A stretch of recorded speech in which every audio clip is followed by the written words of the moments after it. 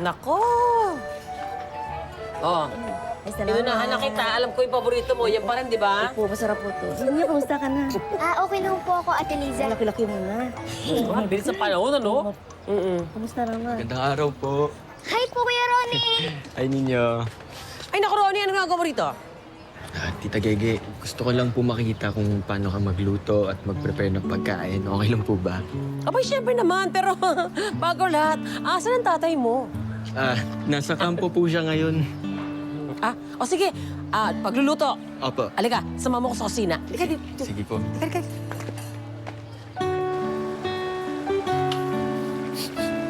Opo, Tita Gege.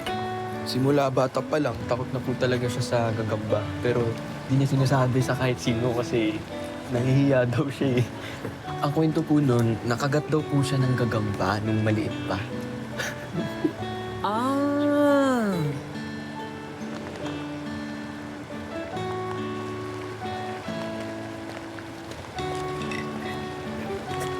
Ayaw niyo po ba? Ay, hindi naman sa ganon. Baka po na-turn off kayo. Hindi. Kasi di ba matagal na kami kakilala. Ngayon ko nalaman yun. Eh, alam mo naman si tatay. Dapat laging matapang. Dapat huwag mahina.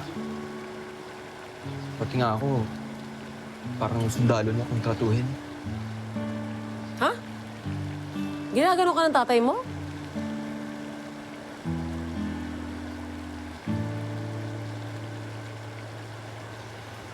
Pwede na po bang tikman yung menudo? Oo, pwede naman. Ang tawag to, hindi pa luto, syempre. Pero yung sauce, okay na yan. Pwede mo tikman. Dahan-dahan, mainit, syempre, no?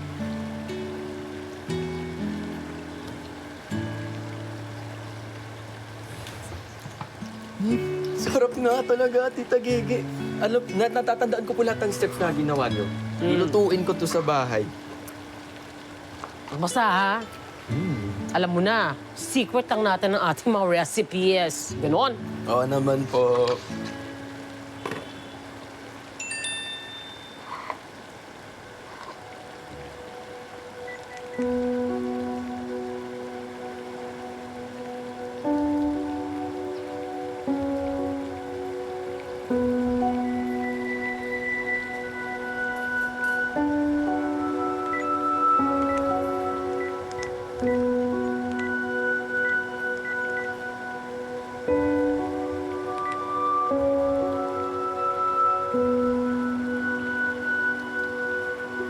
Oh, ano? Ronnie, Po. pakilagay na itong bell pepper. Sige po. Okay ka lang? May problema ba? Wala, Tita Gege. Ano pa lang, yung kaibigan ko lang po nangungulit kasi. Lagay mo na lahat yan. Ano po, Tita? Yes. Pwede po ba akong tumulong sa pagluluto? Kahit ngayon lang po.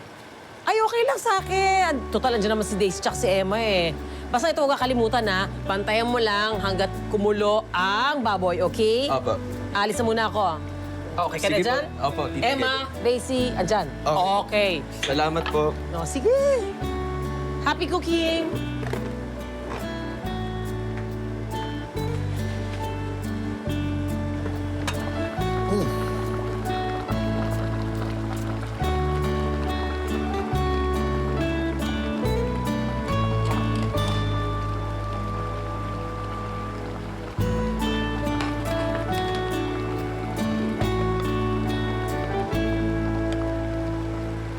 Madong, bilangin mo maigi. Ay, 2 dosena ang munggo at 2 dosena ang ube. Ano? Madam, patay tayo kay Madam Chuna. Unang to. Ilan ba yan? Sa dalawa. Siya yung sinasabi ko eh. Di kayo sinabi ko kasi sa'yo, ilak mo ang pinto kagabi. Akala ko naman nilak mo. Ay, ikaw ang nakatoka doon eh. Ay. Ano? Parang may problema?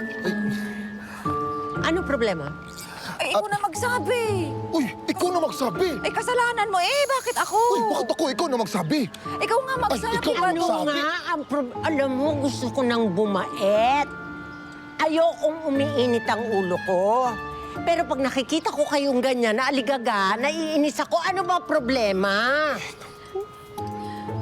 Sige na nga ho, ako na nga ho magsasabi. Ako na magsabi. Ay, ako na. Inauna na ako. Kanina Eh, ako na nga magsabi. Nandyan na si madam. Ako na. Ay, sinabi mo ayaw mo ako Eh, ako na. magsasabi. Ano nga ang problema? May nawawala mga box na kakanin. Ha?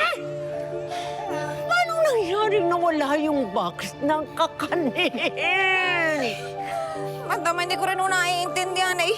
Ang inventaryo ko ay kulang eh. Kasi ho kanina pagising namin, pag-check namin nung stock room ho eh, hindi na ho nakalak bukas ang pinto eh. Akala ko naman ho kasi itong si Badong, siyang nakatoka doon kagabi. Akala ko ho nilak Eh, niya. Madam, akala ko kasi nilak niya yung pinto, kaya hindi ko na nilak kagabi. Alam mo, maraming namamatay sa maling akala. Hanapin ninyo ang nawawalang stocks na yan at hindi matutulog hanggat hindi nahanap. Nagkakaintindihan ba tayo? Madam, wala ko talaga matutulog. O hindi kung gusto mo, salitan. Ay, okay po sa akin yung madam. Hanapin ninyo. Hanapin na ninyo at gusto ko nang bumait. Hanapin sige, ninyo. sige, madam. Hanapin ninyo. Bilangin mo nga ulit, baka naman nandyan lang. Si Badong pa pinahanap mo? Si Badong pa Wag na pinabilang mo? talaga, kulang Alam mo to naman eh. kulang-kulang yan. Di siyempre lahat sa kanya kulang. Badong. Hanapin na lang